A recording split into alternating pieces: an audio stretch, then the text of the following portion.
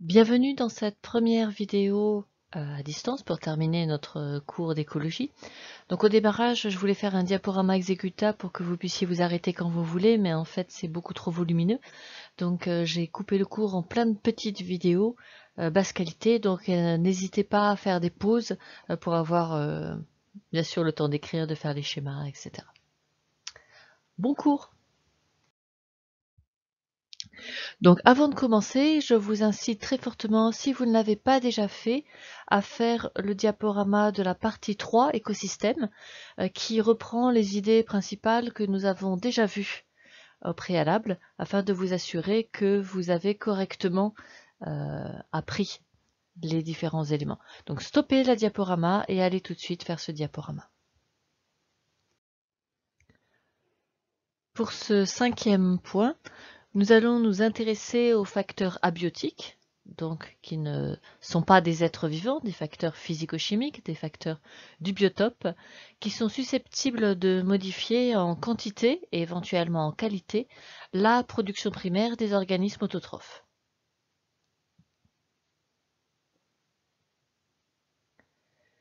Donc on utilise ici le terme de facteur. Donc un facteur écologique, c'est quelque chose d'extrêmement généraliste. C'est n'importe quel élément qui peut agir sur les êtres vivants.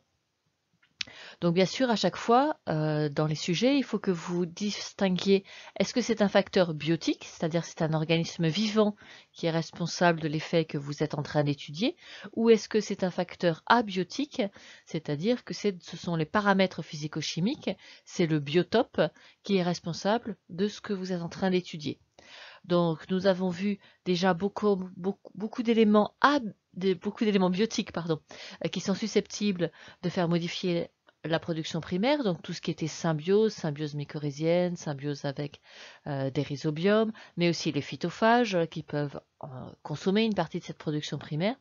Donc dans cette partie, on s'intéresse seulement aux facteurs abiotiques. Donc bien sûr, dans les facteurs abiotiques, le principal, celui qui a le plus d'effets, c'est l'ensoleillement, surtout dans un écosystème sauvage, puisqu'on a vu qu'il y a une forte compétition pour la lumière entre les différentes plantes. Donc l'ensoleillement est vraiment un facteur crucial. Donc ça va plutôt concerner les plantes qui sont à l'ombre d'autres plantes, mais par exemple pour toutes les herbacées de la prairie, il n'y a que les parties basses de leurs feuilles qui peuvent être à l'ombre des autres. L'ensoleillement arrive assez fortement sur toutes ces petites herbacées. Évidemment, la température est un facteur limitant puisque toutes les enzymes ont une activité enzymatique qui dépend de la température, ce qui fait que quand il fait encore froid, en début de saison, comme en ce moment, les métabolismes sont plutôt ralentis.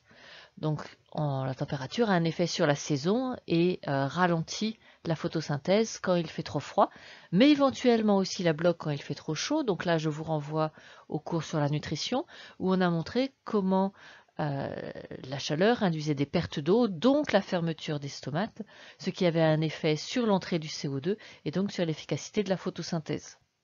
Donc la température a des effets néfastes à ces deux extrêmes, quand il fait très chaud, mais aussi quand il fait trop froid. Un élément très important pour les plantes, c'est la disponibilité en eau. Donc c'est la pluviométrie, la quantité de pluie qui est tombée, mais aussi la quantité qui a été retenue dans le sol. Et donc là, ça dépend des sols. Si le sol est très sableux, même s'il a beaucoup plu, l'eau s'infiltre très rapidement, passe en profondeur, passe dans la nappe phréatique et n'est plus disponible pour les plantes. Et au contraire, si on a un sol qui est relativement argileux, qui est riche en humus aussi, on a beaucoup de complexes argilo-humiques, l'eau reste accrochée sur ces argiles et sur l'humus et reste beaucoup plus disponible pour les plantes. Donc la disponibilité en eau, ce sont deux facteurs abiotiques, le climat d'une part, mais le sol aussi d'autre part. Et puis un dernier élément, c'est la quantité en ions minéraux, puisque les nitrates et les phosphates et le potassium sont des éléments qui peuvent limiter la croissance des plantes. Et là, une fois de plus, les propriétés du sol interviennent dans la disponibilité des ions, puisque s'il n'y a pas beaucoup de complexes argilo-humiques, ces ions sont emportés par l'eau de pluie. Donc on utilise le terme de lessivage, un même terme qu'en géologie. C'est l'eau de pluie qui s'infiltre et qui emporte les ions minéraux qui finissent dans la rivière. Et au contraire, si on a des complexes argilo-humiques, il y a beaucoup de charges négatives sur les argiles, des charges positives par endroit, négatives par endroit pour l'humus, qui peuvent donc charger les ions qui ont des charges complémentaires. Il va y avoir adsorption de tous ces ions qui vont se relarguer au fur et à mesure et donc être disponibles pour les plantes.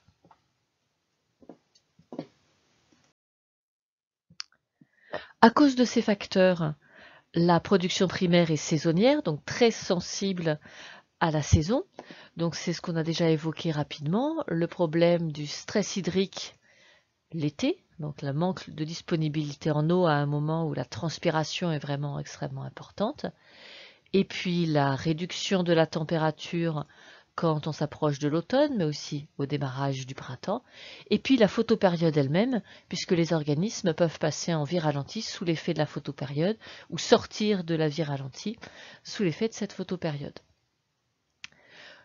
C'est pourquoi on va avoir un redémarrage progressif de la photosynthèse à la fin de l'hiver, au tout début du printemps, grâce à des stimuli de photopériode. Donc c'est toujours pareil, c'est le phytochrome qui détecte ce changement de photopériode et on a à nouveau expression d'un certain nombre de gènes, retour à la vie active. Et on a l'inverse bien sûr à l'automne. Sous l'effet de la photopériode, la plante passe en vie ralentie. Elle a arrêté sa croissance souvent déjà bien plus tôt, vers fin août, début septembre. Si c'est une dicotylédone, elle a synthétisé des tissus secondaires, donc des tissus qui vont être riches en cellulose, riches en lignine et pauvres en molécules solubles. Les bourgeons végétatifs, s'ils restent à la mauvaise saison, se sont transformés en bourgeons écailleux, et tout ça sous l'effet de la photopériode. Lors de la belle saison, ce qui va déterminer l'efficacité de la photosynthèse au démarrage, c'est l'augmentation de la température. Plus la température augmente au cours du printemps et plus on va avoir de photosynthèse possible. Et par contre, quand on commence à arriver vers les mois d'été très chauds, au contraire, la température réduit la production primaire parce qu'elle induit une fermeture des stomates, ce qui permet de garder de l'eau, d'où le terme de déficit hydrique. Il n'y a pas assez d'eau pour que la photosynthèse soit à son maximum et les stomates se referment partiellement ou éventuellement même totalement en cas de stress hydrique important. La conséquence pratique, c'est que la production primaire est maximum sur cette période printemps, début de l'été. Donc ça correspond exactement aux céréales qui ont évolué en milieu tempéré. Elles se développent extrêmement bien pendant tout le printemps et au début de l'été. Et puis elles passent en fructification, alors pour certaines en juillet, pour d'autres début août, pour certaines très précoces, même fin juin. Ce qui fait qu'on peut faire les récoltes à cette période. Mais vous voyez que pour le maïs, la situation va être tout à fait différente. Comme c'est une plante qui au démarrage est une plante tropicale et que l'on a progressivement habitué à des températures un petit peu plus fraîches, elle va démarrer bien plus tard dans le printemps, donc souvent elle démarre qu'au milieu du printemps. Elle va pouvoir croître et profiter de la fin du printemps, mais la fin de sa croissance va se réaliser au moment où, en France, on a déjà du déficit hydrique. Et c'est pour ça que ce sont des cultures qui sont aussi sensibles aux problèmes de stress hydrique de l'été, parce que pour elles, elles sont encore en pleine croissance et non pas en train de se déshydrater, de se dessécher comme les céréales.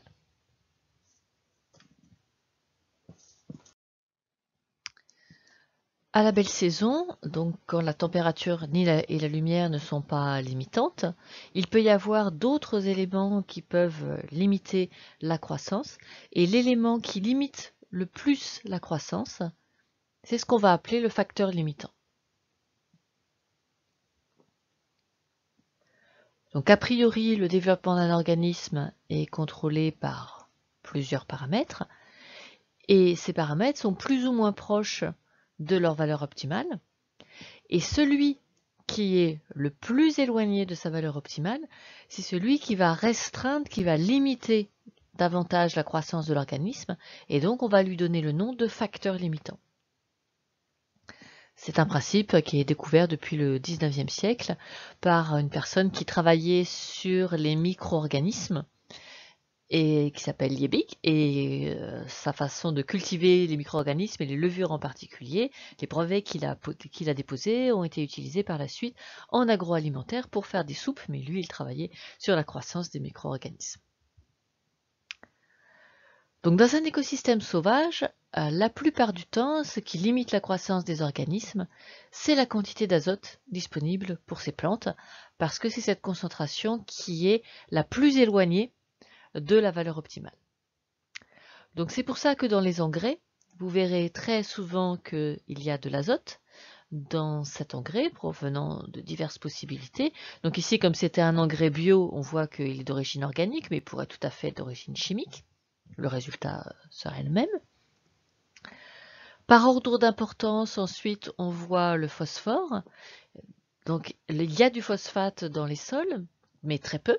Et puis en plus, ce phosphate est généralement pas disponible pour les plantes parce qu'il est sous forme de complexe avec du calcium. Nous en avions déjà parlé dans le cours sur la nutrition. Et donc ce phosphate calcique ne peut pas être reconnu par les transporteurs et donc ne peut pas être absorbé. Les plantes, et en particulier leurs mycorhizes, libèrent des protons, ce qui permet de dissocier le calcium et le phosphate et à ce moment-là de pouvoir l'absorber. Donc on va retrouver des ions phosphate dans les engrais. Et puis le troisième facteur limitant par ordre d'importance, c'est le potassium. Alors il y a toujours du potassium dans les sols parce que les roches à l'origine des sols contiennent du sodium, contiennent du potassium. Et donc la dégradation, l'altération des roches libère en permanence du potassium qui ensuite est absorbé sur le complexe argilo-humique et qui peut progressivement être libéré et disponible pour les plantes. Seulement les plantes ont besoin de beaucoup de potassium parce que vous le savez, le potassium est le composant majoritaire des cellules eucaryotes, qu'elles soient animales ou qu'elles soient végétales. Donc il y a aux environs de 100 à 140 millimoles par litre de potassium à l'intérieur de n'importe quelle cellule eucaryote. Ce qui demande de prélever beaucoup de potassium dans le milieu, ce qui fait que c'est aussi un élément limitant. Donc la plupart des engrais contiennent azote, phosphore, potassium, d'où le terme d'engrais NPK. Il y a aussi divers éléments, on retrouve du fer, du cuivre, donc ça ne doit pas vous surprendre. Le fer, on le retrouve dans la chlorophylle, et puis le cuivre, on le retrouve dans toutes les enzymes, les coenzymes d'oxydoréduction membranaire, qui sont présents aussi bien dans la chaîne mitochondriale pour la chaîne respiratoire que dans la chaîne photosynthétique. Donc c'est pour ça que il y en a toujours à petite dose à l'intérieur des différents engrais. Et donc grâce à ces engrais, on espère ramener tous les facteurs le plus proche de leur valeur optimale pour obtenir une production primaire qui soit relativement élevée. Bien sûr, l'homme utilise cette notion de facteur limitant en apportant des engrais et donc il va augmenter la production primaire par l'apport d'engrais et c'est ça qu'on appelle la fertilisation. Alors si on est un petit peu plus précis, il y a deux notions de fertilisation. Donc soit on amène des engrais chimiques, donc c'est uniquement l'aspect trophique, l'aspect nutritif. Donc c'est ce que je vous avais montré précédemment, c'était une formule qui était bio, mais où l'essentiel c'était un apport de molécules NPK.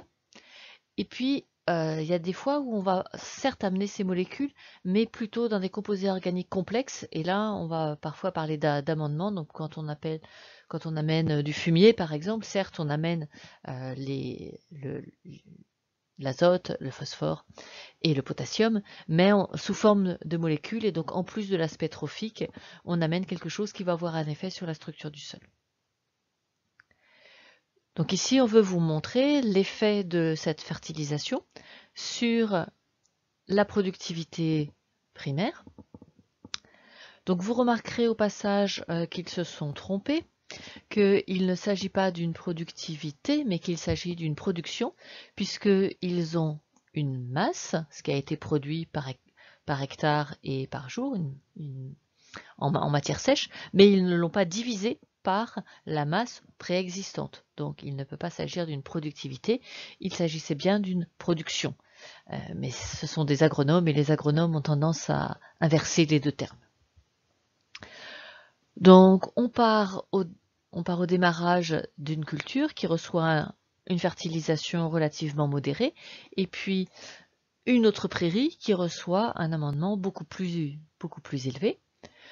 Le début de la courbe, c'est classique. Donc, on avait déjà des plantes. Donc, il faut penser que cette prairie n'a pas été semée. C'était une prairie permanente qui était déjà là et qui va reprendre sa croissance quand la température et la lumière ne seront plus des facteurs limitants. Ce qui fait qu'ici, à la belle saison, c'est plus la température et la lumière qui sont les facteurs limitants, mais c'est bien la différence. Ici, elle s'explique bien par l'apport d'engrais azotés, et ici même, il n'y a que du nitrate qui ont été apportés, et cela suffit à obtenir une très très forte différence de productivité. Donc c'est cette idée-là qui a été développée et mise en pratique à partir des années 60, avec ce qu'on a appelé la révolution verte, qui a consisté à apporter de l'engrais azoté. Donc au lieu d'avoir ce genre de courbe de production dans des écosystèmes où on n'apportait rien, on a pu passer sur cette courbe de production. Donc vous voyez que c'était tout à fait spectaculaire, d'où le terme de révolution verte, révolution agricole. On a très très très fortement augmenté la production dans les écosystèmes. Pour pouvoir réaliser cette révolution verte, il fallait disposer d'engrais azotés.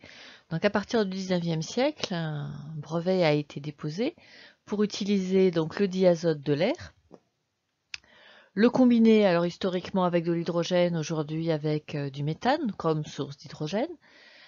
Il faut beaucoup d'énergie fossile pour pouvoir obtenir de l'ammoniac et ensuite pouvoir l'oxyder, et on obtient un mélange d'ion-ammonium et de nitrate, mais les plantes absorbent très bien le nitrate, mais absorbent aussi les ions-ammonium, donc les deux mélangés font quand même un très bon engrais azoté. Et donc le fait d'apporter ce genre d'engrais azoté permet que ce facteur limitant ne le soit plus, et donc les organismes pour lesquels c'est un facteur limitant vont pouvoir se développer à leur maximum, donc aussi bien les angiospermes que les algues vertes. Et l'effet est d'autant plus marqué pour les algues vertes, ici ce sont des ulves, que comme on a un cycle apodiplophasique, elles se détachent 2 fois par an, tout ensemble, parce que c'est un signal de photopériode, et on les retrouve sur les plages. Donc en temps normal, comme l'azote est un facteur extrêmement limitant, il y en a un peu sur les plages, ce qu'on appelle les laisses de mer, qui nourrissent toute la faune qu'il y a sur la plage. Mais si beaucoup trop d'engrais azotés a été utilisé, qu'il a été lessivé, qu'il est passé dans les rivières et qu'il s'est retrouvé dans les écosystèmes littoraux, à ce moment-là, les algues vertes pullulent et quand elles se détachent, bien sûr, elles posent des problèmes écologiques majeurs. Alors par rapport à cette production d'engrais, quelque chose qui est un peu embêtant, c'est le cas du phosphore. Parce que le phosphore ne fait pas vraiment un cycle. Et puis surtout, le moyen de trouver des phosphates est extrêmement limité. Les roches phosphatées sont en petit nombre et les roches suffisamment phosphatées sont en très petit nombre. Et par contre, la demande en engrais augmente énormément. On ne trouve pas actuellement de nouveaux gîtes, gîtes, on peut le dire aussi, même si normalement c'est utilisé plutôt pour les métaux, mais on peut le dire aussi. Il n'y a pas de nouveaux gisements pour ces phosphates, donc on travaille sur des anciens gisements. Donc ce sont des grandes carrières, comme c'est le cas ici, avec une extraction donc de ces roches. Alors les roches les plus riches en phosphate, c'est en fait du guano d'oiseaux fossilisés. Celles-là, elles sont extrêmement riches. Mais on n'a pas beaucoup de gisements comme ça. Et donc la question se pose, est-ce qu'on ne va pas vers une pénurie de phosphate puisqu'on ne trouve plus de nouveaux gisements? Et puis un deuxième problème, c'est que pour beaucoup de ces gisements, notamment les gisements de Tunisie et du Maroc, qui sont ceux qui sont les plus utilisés, il y a beaucoup d'atomes radioactifs qui sont présents aussi. Ce qui fait que, certes, on ne met pas beaucoup d'engrais, donc on n'apporte pas beaucoup d'éléments radioactifs, mais ça fait quand même 60 ans qu'on le fait. Donc progressivement, il y a un peu de radioactivité qui se retrouve dans les terres arables et qui sont dues au fait que l'on excrète du phosphate à partir de roches qui contiennent quand même quelques atomes radioactifs.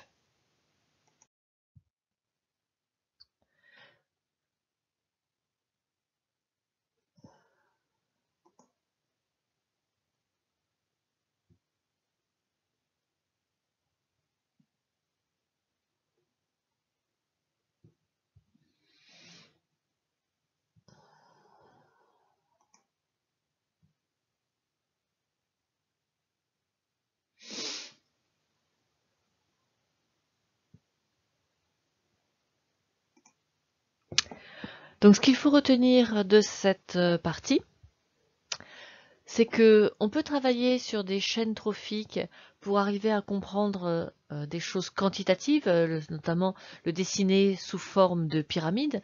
C'était très instructif pour comprendre pourquoi les chaînes trophiques ont une longueur qui est déterminée. C'est parce qu'à chaque fois, les rendements sont relativement faibles, donc les chaînes deviennent de plus en plus étroites et il arrive un moment où il n'y a pas d'organisme qui puisse se nourrir du niveau inférieur. Donc pour ça, c'est relativement intéressant de représenter ça sous forme de chaîne trophique. Mais c'était quand même quelque chose d'un petit peu limité parce que à partir de ces chaînes trophiques, nous avons défini des niveaux trophiques, mais le problème c'est qu'un organisme d'une chaîne à l'autre n'a pas forcément le même niveau trophique. Donc le vrai niveau trophique d'une espèce, c'est une moyenne pondérée de sa place qu'il a dans les différentes chaînes trophiques dont il est membre. Au premier niveau des chaînes trophiques, le point de départ des chaînes trophiques, c'est la production primaire. Dans la production primaire, par définition, ça ne peut concerner que des autotrophes, donc des organismes photosynthétiques essentiellement, mais n'oublions pas nitrobactères, chimio ou lithotrophes. Toutes les étapes suivantes sont des consommateurs qui se nourrissent de ces producteurs primaires. Et on peut considérer que les parasites, ça fonctionne de la même manière, au moins du point de vue métabolique, que des consommateurs, puisqu'en fait, ils se nourrissent des autotrophes, c'est simplement qu'au lieu de les ingérer, ils les parasitent. Entre deux niveaux trophiques, on peut calculer le rendement, c'est-à-dire la quantité d'énergie qui va passer, ou la quantité de biomasse qui va passer d'un niveau à l'autre. Et là, c'est une valeur dérisoire pour un être humain qui voudrait toujours des processus optimisés. Et en moyenne, on n'a que 10%, et on a même vu que quand on passe d'un niveau trophique de végétal à un niveau trophique animal, l'ordre de grandeur est plutôt de l'ordre de 3%. Donc c'est relativement faible, mais qu'on pouvait atteindre des valeurs un peu plus élevées, qui peuvent se rapprocher de 20%, quand il s'agit d'insectes qui sont ectothermes, donc qui ne contrôlent pas leur propre température, et qui en plus se nourrissent d'autres insectes, donc qui sont des hétérotrophes. On peut aller aussi un petit peu au-delà de ces valeurs pour des agrosystèmes dans lesquels on fait une sélection génétique des différents organismes, aussi bien des producteurs primaires, donc des herbacées, on ne laisse pas n'importe quelle herbacée se développer, on choisit l'ivraie, parce que justement elle nourrit bien les vaches, donc on va avoir un meilleur rendement.